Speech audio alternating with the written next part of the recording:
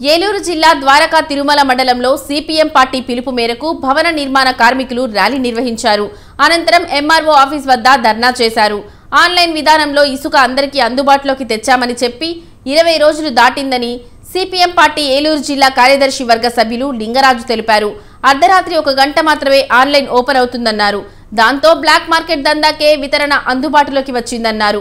ఆన్లైన్లో బుక్ చేసుకుని అదనపు రేట్లకు అమ్ముతూ సామాన్యులకు ఇసుకను దూరం చేశారని మండిపడ్డారు. మండలంలో భవన నిర్మాణ కార్మికులు కొత్త ప్రభుత్వం వచ్చిన తర్వాత ఈ ప్రభుత్వం ఎన్నికల ముందు ఏదైతే హామీ ఇచ్చిందో ఉచిత ఇసుక ఇస్తానని చెప్పేసి కొండంత నమ్మారు. ఈ ప్రభుత్వాన్ని అందరూ కూడా ఓట్లేసి గెలిపించారు. కానీ 4 నెలలు అవుతున్నా కానీ ఈ ప్రభుత్వం వచ్చి ఇప్పటి వరకు ఉచిత ఇసుక అనేది అందుబాటులోకి రాలేదు.